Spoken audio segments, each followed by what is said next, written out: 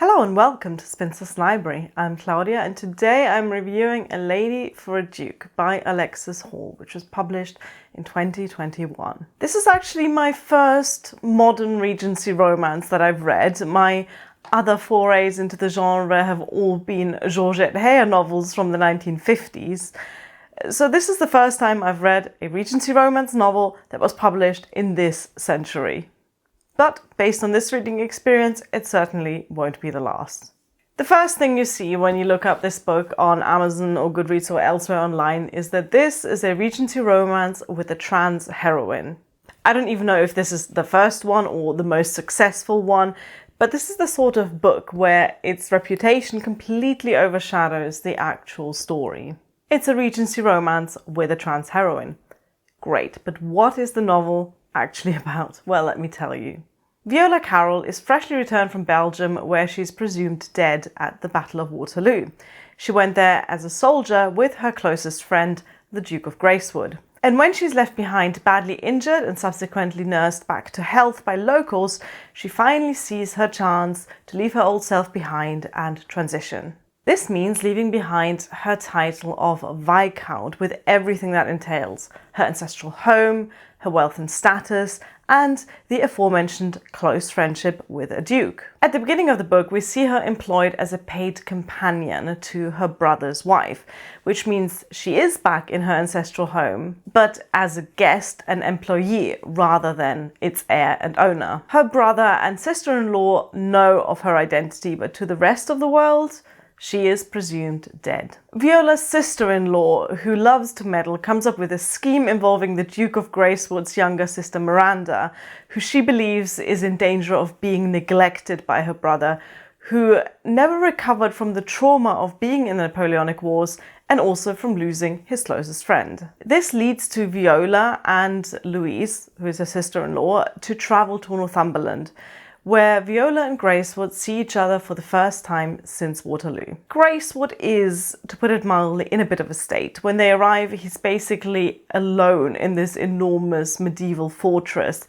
addicted to alcohol and opium, struggling with his war-injured leg, as well as his nightmares and with his grief over losing his friend. But little does he know that that friend has just shown up at his house. Viola, seeing how much his grief over her is affecting him, is obviously riddled with guilt, but at the same time terrified of his reaction if he does end up recognizing her. Which leads to some really dark emotional moments, and particularly in the first half of the book. And things develop from there. In tone, this book strikes a really satisfying mix between funny and dramatic. And when it is dramatic, it is soap opera-worthy melodrama with lots of crying and storming out in a flutter of skirts. There's a bit of fencing, there's a bit of tense carriage journeys, there's kidnapping and dramatic beachside confessions. The prose would be a little too purple for my own personal taste if it wasn't for genuine moments of wit and fun. In particular when it comes to the supporting cast, Viola's brother and sister-in-law Louise, their son, and the London society in which she finds herself in the second half of the book. We see both the dark and stormy countryside of Northumberland and the glamour of London. The author really went all out in jamming in as many Regency cliches into this as possible. And I'm not using the word cliché as an insult here because it's all very deliberate. If you want a cheesy, heart-sweeping Regency romance with a bit of an adventure side plot, well, there it is. Oh, and also you get some genuinely thought-provoking discourse on gender on the side. Romance always works best when it's two people who, to use a very trite way of wording this, complete each other. What I mean is that it's not one person who needs fixing and this person is fixed by the love of another, but rather that it's two people with flaws and insecurities who help each other live with those flaws and insecurities. Romance also works by selling a fantasy that, despite all the problems thrown in our couple's way at the beginning, by the end they really will be able to have it all. Love and family and money and all the things they desire. In that regard, A Lady for a Duke is very traditional indeed. Because despite all the drama and the dark emotional moments, this is a romance novel with all the things you'd expect. From the will they, won't they, to yes they will actually, with all the ups and downs in between. It's an easy and very comfortable read where you mostly know where things are going, and that's just fine. The novel revels in the character tropes of the Regency romance genre. You have a headstrong, uncompromising heroine in a socially precarious position, falling in love with an emotionally stunted, very correct, very titled and very rich man. What Alexis Hall has quite cleverly done here is use a framework that we're all very familiar with. Even me, who has not read that many Regency romances. There's the romance between old friends, a coming together after years apart, with a bit of that minor social disparity we love so much from Regency romance. Oh no, she's a lady's companion and he's a duke. And the author uses that familiar frame to play with the concepts of privilege, gender, individual freedom and expression. The exploration of the complicated, abstract concept of gender through the rigid lens of Regency society is a really clever way to ask questions about it. About men and women and masculinity and femininity, about minds and bodies and society. For example, we see Viola's struggle to adapt to her new position. Not just in terms of privilege, but also in terms of practicalities. All the things she grew up doing one way, from horse riding to socializing with friends to dancing, she's having to relearn. But that's the surface level stuff. The book really does take a deeper dive into the matter in a way that I found fascinating, thought-provoking and perfectly fitting within this familiar framework of a romance plot. With the wider genre of historical fiction, there's always a bit of a balance to strike between immersion in the time period and immersion in the plot. What I really can't stand is when the author lectures on historical background. Alexis Hall, I'm relieved to say, does not do that. And there would be plenty of opportunity to explain the Napoleonic Wars or the intricacies of British aristocracy, but they are very cleverly avoided, with all the important background information dropped into the story in dialogue or in the protagonist's own thoughts. Overall, actually, I found the writing style to be absolutely delightful.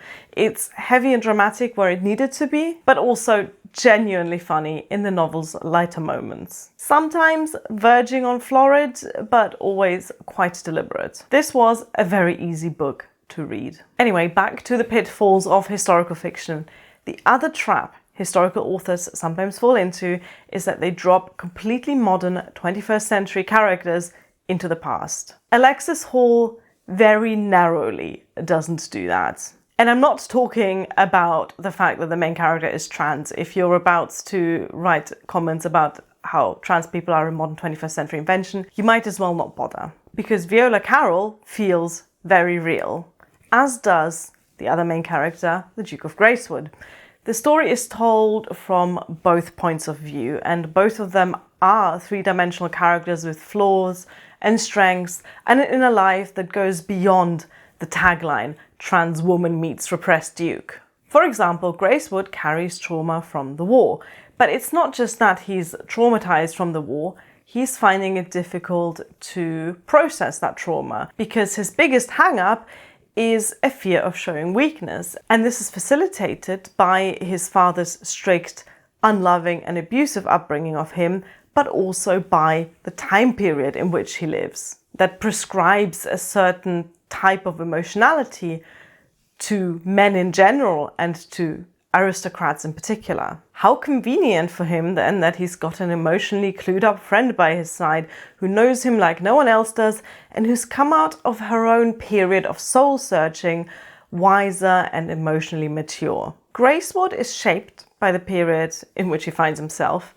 as is Viola. These two feel like Regency characters, but like Regency characters that are forced by their circumstances to question the society around them and the place that they occupy within it. However, not all of the characters in the book feel strictly Regency, and you can feel the modern touch of the author when you take a look at, for example, the people Viola comes out to, such as, for example, her sister-in-law Louise. They are very quick to accept not just her as a woman, but also the concept of transition without much back and forth. Is that historically plausible?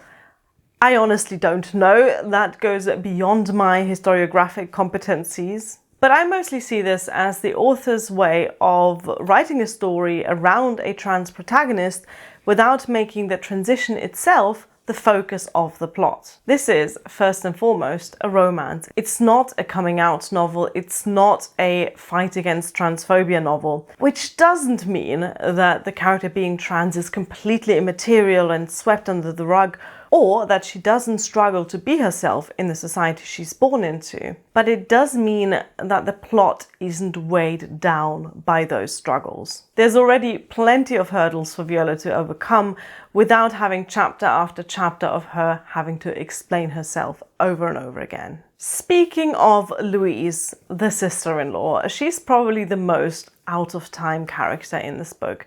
She's very modern in her approach to gender, in her approach to parenting, to marriage, and to society. This kind of works because she's both a facilitator of plot, in that most of the things that happen to Viola in this book are Louise's idea, and because she's one of the major comic relief characters. She's this larger-than-life, posh viscountess with no patience for anything or anyone, with a heart of gold, but also quite a lot of flaws. And, as I said, with very progressive ideas about society which, while not entirely implausible, do take you out of the period on occasion. But Louise is also one of my favourite characters in this. She's clearly based on those meddling older relative characters we know and love from Jane Austen. Think Mrs. Bennet from Pride and Prejudice or Mrs. Jennings from Sense and Sensibility. Even though I'm pretty sure Louise is the same age or even younger than Viola. She's definitely got the same vibes as some of Austen's more memorable married ladies. Right, I think we'll leave it there for now. Overall, I really enjoyed this book. It's a very easy read, despite the quite intimidating length of it. It's got all the things you'd expect in a Regency romance, and a lot of the things I adored about Georgette Heyer's 1950s novels were things that I found in A Lady for a Duke as well. I would recommend it if you're up for a fun, romantic, hilarious, but at times melodramatic romance with all the trimmings of the Regency period and a little bit of gender discussion sprinkled on top. This is also the first time I've read any of Alexis Hall's novels, so if you have any more recommendations from this author, do drop them in the comments. Thank you so much for watching. Bye!